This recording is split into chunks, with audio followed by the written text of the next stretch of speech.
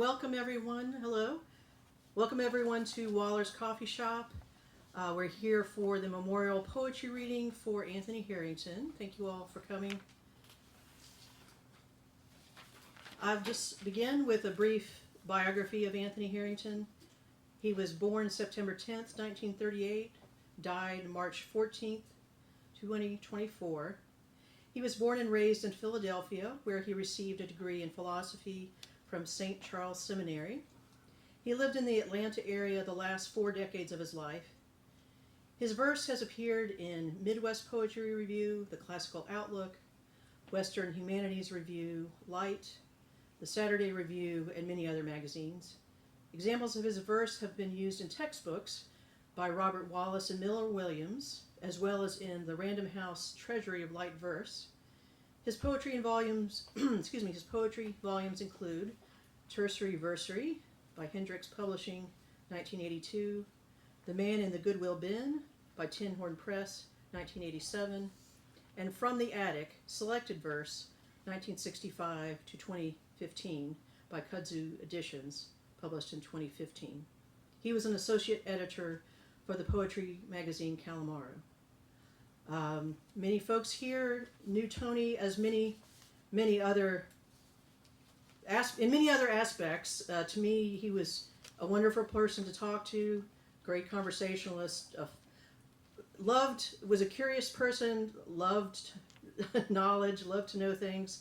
I was around him quite a bit in his final months, and I would sometimes, for instance, he wanted to explain to one of the nurses the history of the word hospice. I was like, not everybody wants to know these things. But his curiosity and his love of knowledge and love of the world really continued till the very end, and I miss him very much. I believe I mentioned, but I'll mention again, if you would like a nice, I guess you would say, appreciation of his work and actually Tony as a person. A. Stallings, who was part of what you might call the Countwell Poetry group, clique, what have you. She wrote an appreciation of Anthony Harrington that appeared in Light Poetry magazine in 2014. So I did make copies of that. Those are available for free, and of course online. But the title of her piece is The Failed Arsonist, so I'm going to begin with that very short poem. If I brought it up here with me, I may not have. I'll read it when I come back up later. The Failed Arsonist, but keep that idea in mind. The Failed Arsonist, an interesting concept. I'm going to bring up Natalie Harrington, Tony's widow, and she would like to say a few words. And we're going to, for just a moment, we're going to adjust the mic and a couple of adjustments here. If I can do that, I think we can just.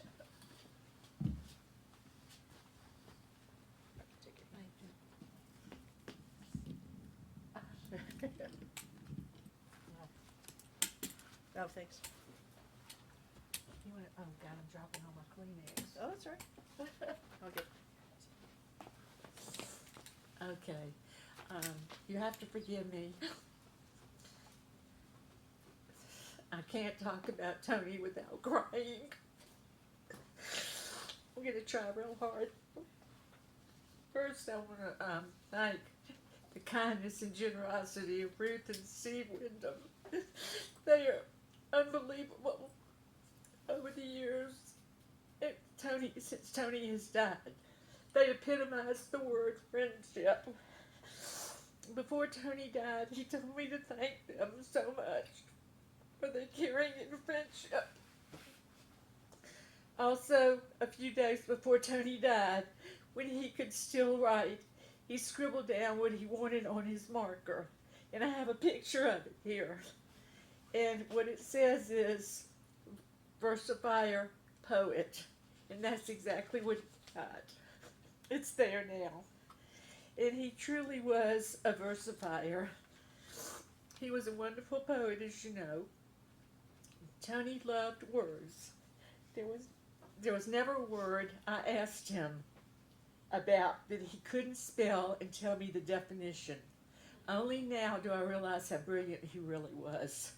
He came from good Irish stock, Irish Catholic stock, and all of his many siblings have been high achievers just like him. Tony was a very modest and humble person. The only thing he wasn't humble about was his poetry. He knew he was great. I'm so proud of him and what he achieved. And is left for people to enjoy. Also, I have written a little poem, if you could call it that, myself, that I'd like to read. My mind still talks to you, my eyes still look for you, but my soul knows you're at peace. Grief aches. Its intrusive sorrow is an insidious thief of peace. A part of me is lost forever. I will miss you every single day.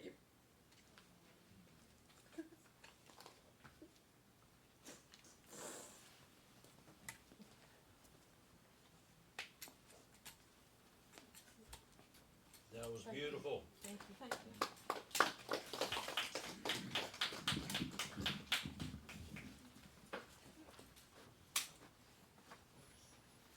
Thank you, Natalie. I did find The Failed Arsonist. It's just a 4-line poem.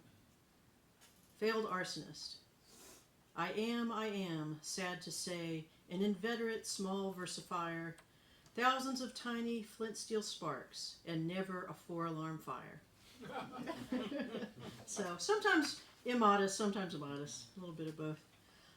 So we have a number of folks who will be reading some of Tony's poems, some poems by poets Tony Love. There's also a poem that was written in Tony's memory by E. Stallings.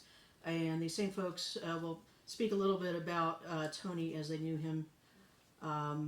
Next up, we will bring Dan Veach.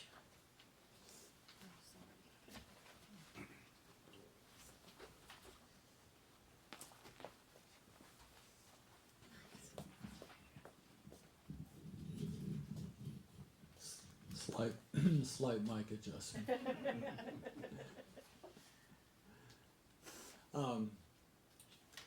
I was asked to read this poem by W.H. Auden, which I heard had been a great comfort to Natalie in the days since Tony's passing. It's called If I Could Tell You. Time will say nothing, but I told you so. Time only knows the price we have to pay. If I could tell you, I would let you know. If we should weep when clowns put on their show, if we should stumble when musicians play, time will say nothing, but I told you so. There are no fortunes to be told, although, because I love you more than I can say, if I could tell you, I would let you know. The winds must come from somewhere when they blow. There must be reasons why the leaves decay. Time will say nothing, but I told you so. Perhaps the roses really want to grow. The vision seriously intends to stay. If I could tell you, I would let you know. Suppose all the lions get up and go, and all the brooks and soldiers run away. Will time say nothing but, I told you so? If I could tell you, I would let you know.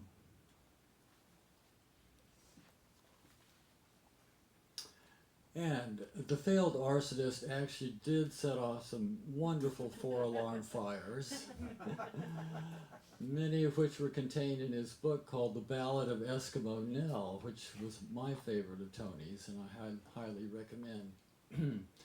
Unfortunately, most of the ballads are too long for this occasion, but I did condense one of them sufficiently to share with you all.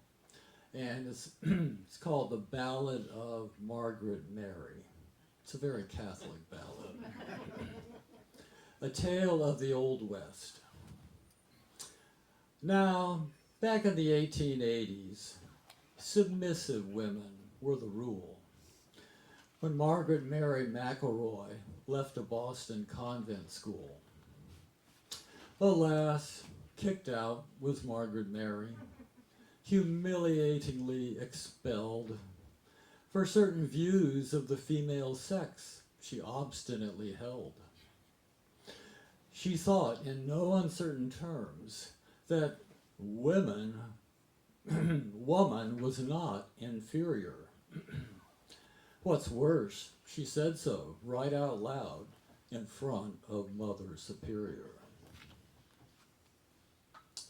The cardinal pulled some strings and put Mary Margaret on a train that carried passengers way out west across the fruited plain. But she knew that she could hold her own, whatever came her way.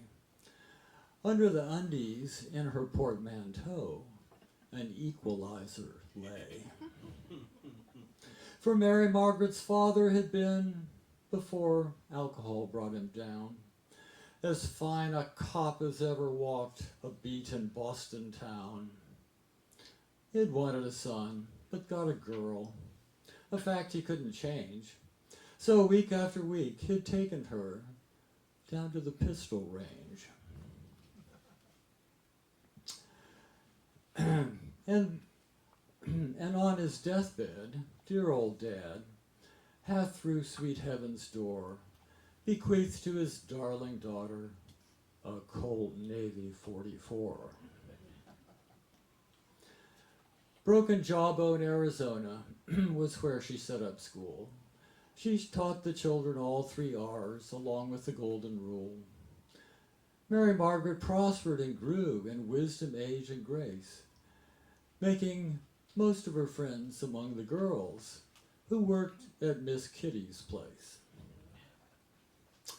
The man who controlled Broken Jawbone was known as Nevada Slim. There wasn't a man in all the West who wasn't afraid of him. One afternoon, her classes over, Mary Margaret packed her books. She left, and there stood Nevada Slim with one of his evil looks. "School marm," he said, "I've been studying you, and you're looking mighty fine. I got a mind to lay you down and make you truly mine."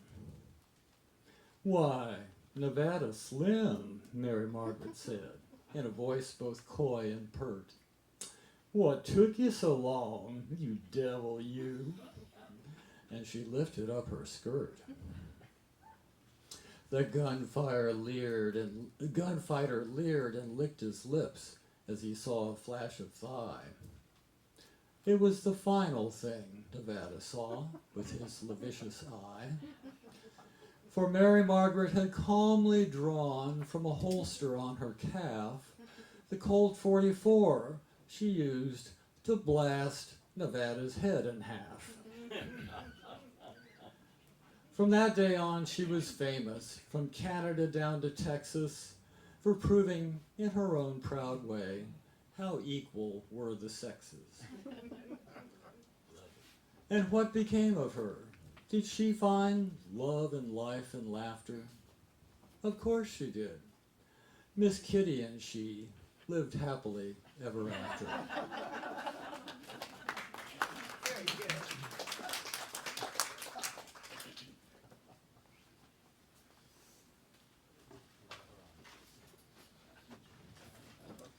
Next, let's welcome Rupert Fike.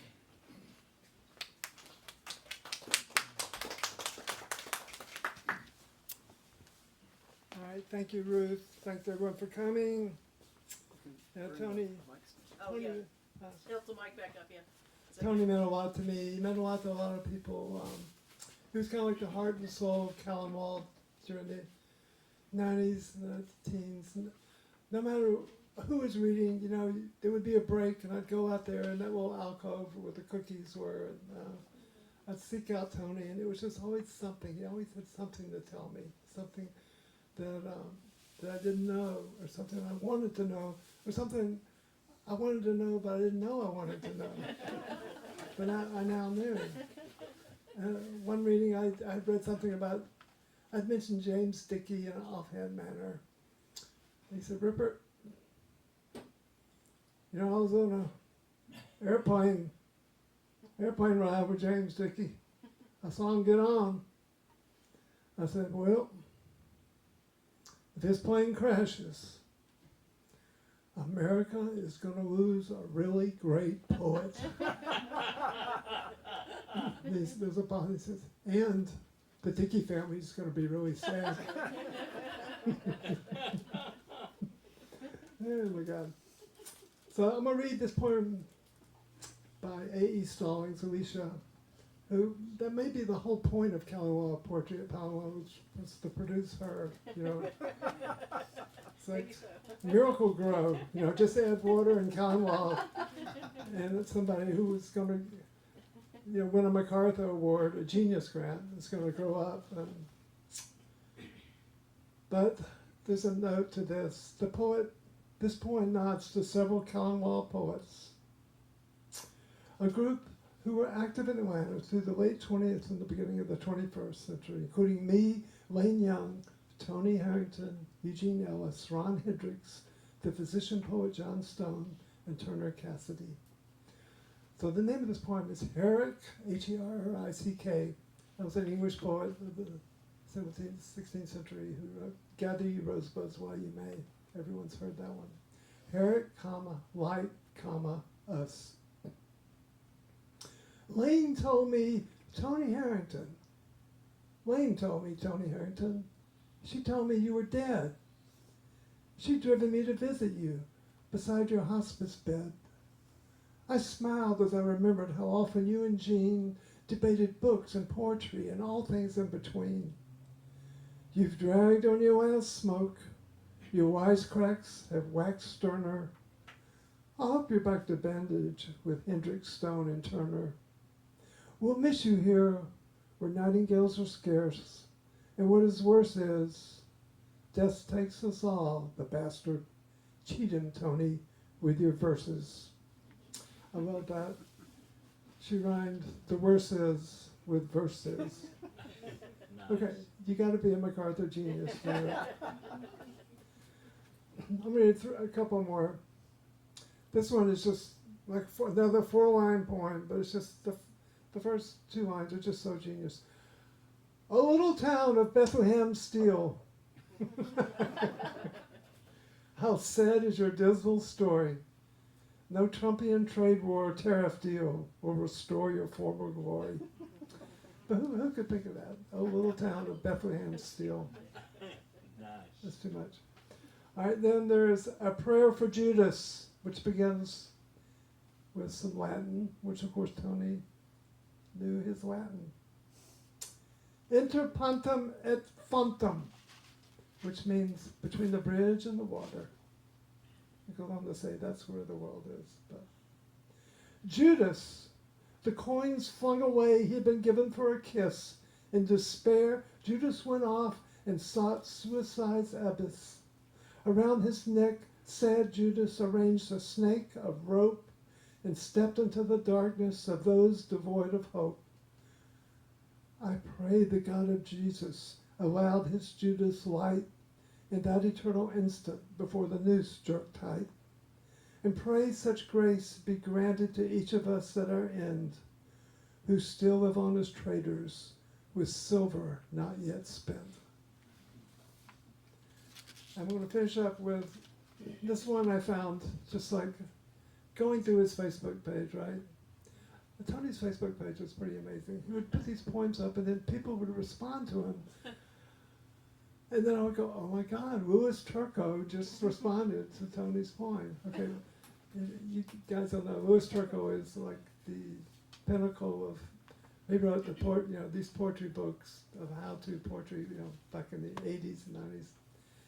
And Tony would write a poem, Louis Turco would comment on his Facebook poem. He said, I love it, Tony, except you're doing a lot of padding at the end. Oh my God. And Tony would come right back at him. Wow, wow, wow, wow. Anyway, this is just a bit of silliness. I know he would approve of it, since he wrote it. The streets of Laredo As I walked out on the streets of Laredo, I walked on Laredo, making my way. I spotted a young cowboy with a fine young iPad. Its screen always shining as bright as the day. I see by your iPad that you're a web surfer, using Explorer to search on the net. Let me sit down beside you to see what you're seeing, for I've got a desktop and no tablet yet. He nodded agreement, and down I did sit. I saw that he'd pulled up the site, Rosie.com, filled up with photos of half-naked women, not one of them the sort you take to the prom. He put the cursor on one pictured female and zoomed up her image and filled the whole screen. There's a woman I fell full in love with, a vixen from hell called Blonde Rosaline. I gave her cut flowers and candy and diamonds, plied her with whiskey from Rosie's top shelf. Little did I know that a murdering outlaw desired to keep Rosaline all to himself. The cowboy was weeping voluminous tears. I saw in his eyes quick flickers of pain. It was then that I saw the red blood on his shirt, oozing through denim like a spilled coffee stain. I was down at the card house holding aces and eights when in came the outlaw in his big 44. He put lead in my chest just as calm as you please, leaving me there on the sawdusted floor. I struggled to my saddlebag to get my old iPad, to have a last look at Blonde Rosaline. And now that I've seen her, my battery's fading. Blackness soon covered the apple-made screen. I went with the others to the Green Valley, where we buried the cowboy under the loam. And that's how I happened to own a fine iPad. The one I just used to write this poem. Nice. Woo!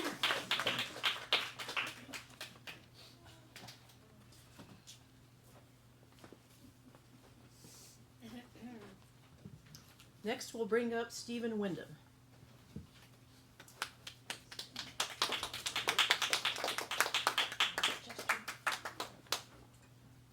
Have to get it down from the Dan Veach heights. Okay. I met Tony through, because I met Ruth.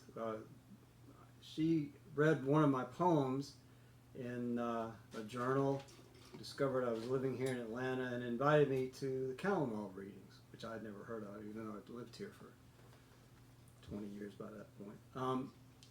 And so through her I met Turner and Tony and Jean, Dan, and the whole Calamaro crew. And so I've known Tony for as long as I've known Ruth, so which is going on a quarter of a century now. And I have to say, he was always a delight. And you never wanted to ask him a question because you never knew how long the answer was going to take. But anyway, he was a delight to be around, and I grew to really love him as a friend, almost as a father figure, or at least an uncle. And so I really appreciated the last several years that we were able to spend together. Tony had many favorite poets, but one of his favorites, especially towards the end of his life, that he championed was Gerard Manley Hopkins. Hopkins was a Catholic priest in England, and Tony would try to bend anyone's ear who would listen, advocating for Hopkins' canonization. He figured that he might be able to make him the patron saint of poets, if there isn't one already. But in any case, he really loved Hopkins, and so I wanted to share one of his favorite Hopkins poems with y'all. Hopkins is tricky to read, so please, that's an understatement. So bear with me, I'm going to do my best with this. It's called Carrion Comfort. I'll not carrion comfort. Despair, not feast on thee. Not unwind, not untwist, slack they may be, these last strands of man in me. Or, most weary, cry, I can no more. I can something. Hope, wish day come, not choose not to be. But oh, thou terrible, why wouldst thou rude on me thy ring-whirled right foot rock? Lay a lion limb against me, scan with darksome, devouring eyes my bruised bones, and fan, oh, in turns of tempest, me heaped there, me frantic to avoid thee and flee. Why? That my chaff might fly, my grain lie sheer and clear. Nay, in all that toil, that coil, since seems I kissed the rod, hand rather, my heart low lapped strength, stole joy, would laugh, cheer. Cheer whom though? The hero whose heaven handling flung me, foot trod me, or me that fought him? Oh, which one? Is it each one? That night, that year of now done darkness, I, wretch, lay wrestling with my God, my God.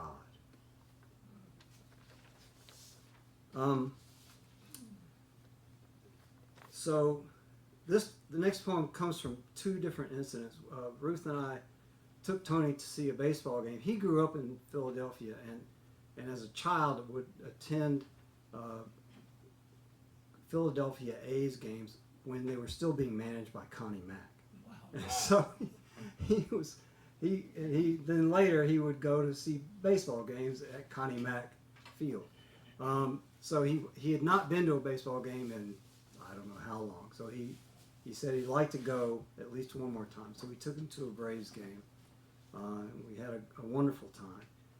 And then, I don't know if this happened before or after that, but we also, he and Natalie and Ruth and I went on a trip to Ireland and England. And so when we were flying back, I was sitting next to Tony on the plane, and as we flew into Hartsville, I looked out the window. It was a beautiful day. And you could see all these little baseball diamonds scattered, just around the landscape around Atlanta. And I mentioned to him, I said, that's how you know you're flying into the United States. It's because this is the only country in the world where you're going to see baseball diamonds as you approach an airport. And he said, that would make a good poem. You should write that. Of course, I didn't, but I discovered that he did, of course. So anyway, so this poem blends those two events. It's called Early Autumn at the Ball Yard. Now an old man outside the right field foul line, 40 feet beyond the chalked out coaching box. I watch with watery from the wind eyes, memorably fleet young men loping over grass, long-legged, in bright clean flannel uniforms, plucking deftly out of the deep blue fruit bowl of the September sky, white with red stitching, and spinning out of the true orbs the size of Eden's apple, that would, if reached out for ungloved, sting the human hand like the fangs of a serpent disturbed in the stubble of a harvested garden. And I find myself praying, "Oh, Colonel Doubleday, USA, how often have I moved over the mathematically perfect grid that your artilleryman's mind engineered out of your knowledge of gravity, grace, and speed, that diamond, which endlessly replicated across the land, forms a familiar shape for those descending from the air, allowing America to be defined again. And I bless you, St. Abner, for sharing as much as Mozart or Michelangelo or Milton in the domination of the world commanded by the Genesis God." And then finally, this is Natalie's favorite poem of Tony's. It's a short poem called Acid Time. I wore beauty's beauty once. I wore it, yes, and grace. The people looked to me for truth. I saw it in each face. I've scarred myself with acid time. The people look away. I groan, disfigured. Now I have some truthful things to say. Thanks. Thank you.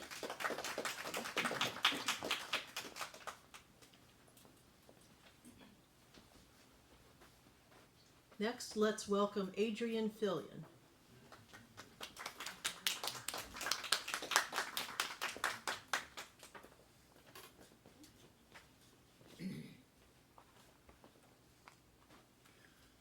I probably knew Tony less well than almost anybody here.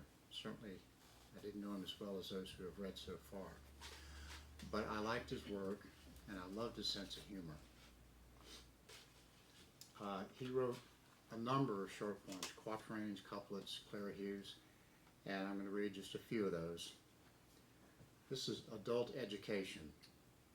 I took a class in poetry. My girlfriend threw a pot. She makes a decent living, and I do not. The old formalist mows his lawn.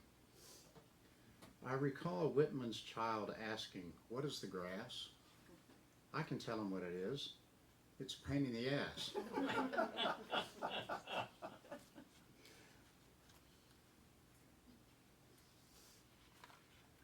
This is George M. Cohan, that's K-O-A-N. I asked my father, my first Zen master, "What is the sound of one hand clapping?" The next thing I recall hearing was his right palm on my left ear, slapping.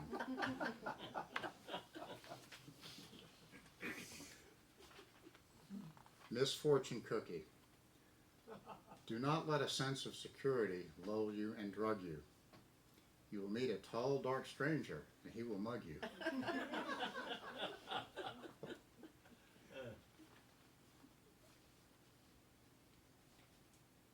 Variation on an old adage. In my long passage through life, I've learned at least one thing. In this wide world of the half-assed, the total ass is king. And this is Serenity Prayer.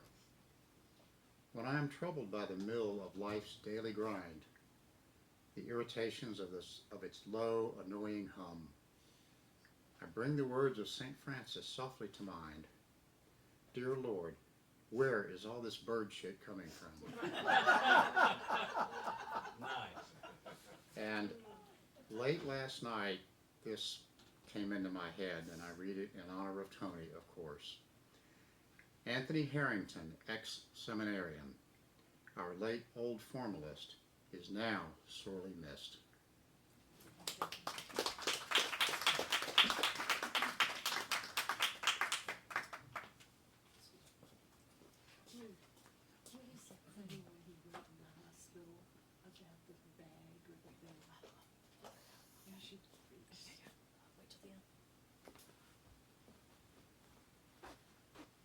Before we bring up our next reader, there was one particular one among his short poems and old formalist poems, of which there were several.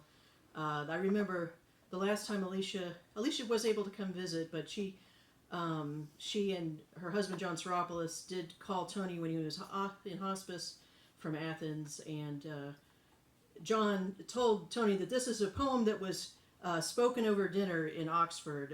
Alicia is currently the Oxford Chair in Poetry, I believe the title is. But anyway, so I think that pleased Tony to hear that. But this is a particularly memorable and unusual rhyme. It's a short poem. The old formalist tries to balance his checkbook. It's a very short poem. When it comes to mathematics, I am Lee at Appomattox. All right, let's bring up John Charles Griffin.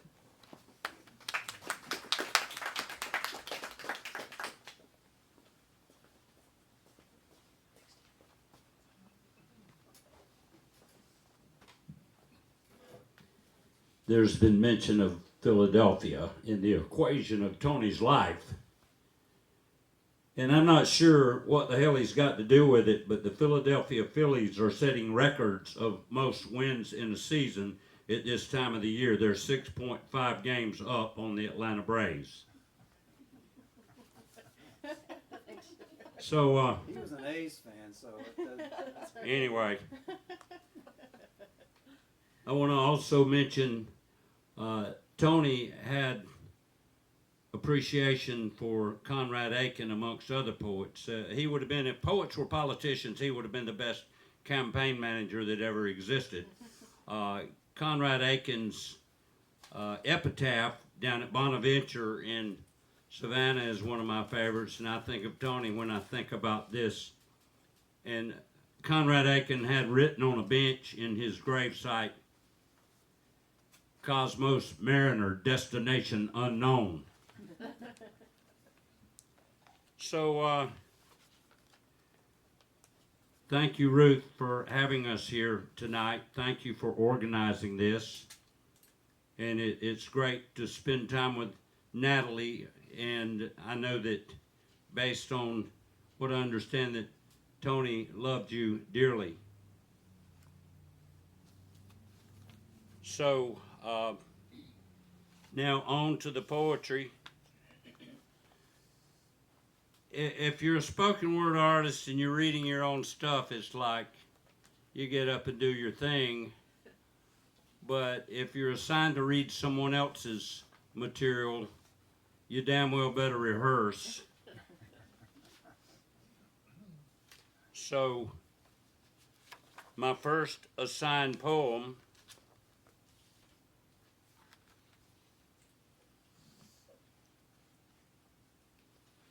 is entitled A Vision of Heaven in, let's say, Soperton, Georgia. Though no eyes but my own weakening ones may ever admit these words into a mind other than my own weakening one, still will I write, wondering where something either in or out of this world will lead me. And now I do not know how the words become a freight train, slowly bisecting a small mid-Georgia town with a jumble of different heavy laden cars, all designed to carry various kinds of bespoke cargoes, kaolin, bituminous coal, chemicals, and pine logs uniformly cut for pulpwood, all of it united only in its simply being hauled as a congregate at this moment down parallel lines that behave as Euclid discovered they must and never ever meet, while at each crossing rutted asphalt road, behind lowered, striped, flimsy wooden gates, people sit in turned-off, rusted pickup trucks or in old GM sedans with ticking cylinders and wait angrily for their free passage over. And only children and other childlike ones who are still in the habit of keeping count not only do not grumble, but in fact rejoice for having been stayed so involuntarily and stunned into patient bewilderment as a sudden unity makes itself manifest in the middle of this multifold contrivance that is perhaps not our only universe.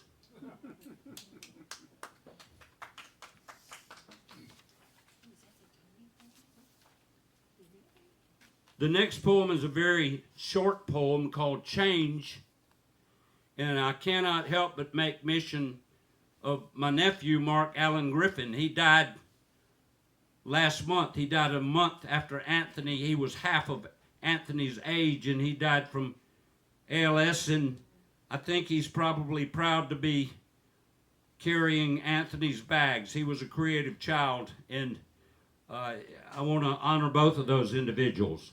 But this next poem is called Change.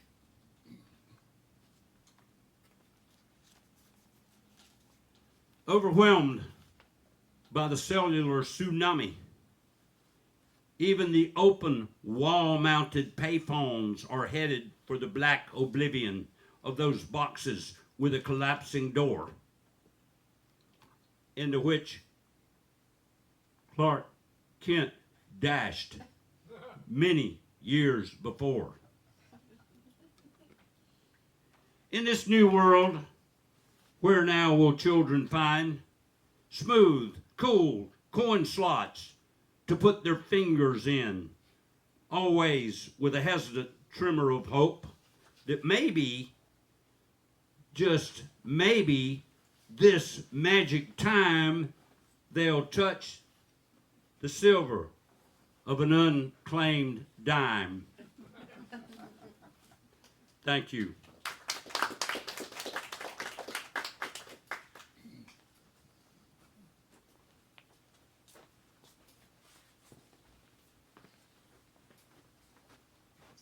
All right, I'll close out the program with a few of Tony's poems and then finish with Emily Dickinson's Because I Could Not Stop for Death. I'm going to read 5 double dactyls, which appear in a book he's very proud of, is very proud of, Tersery Versery. He got a very nice note from Richard Wilbur, which he kept in his office.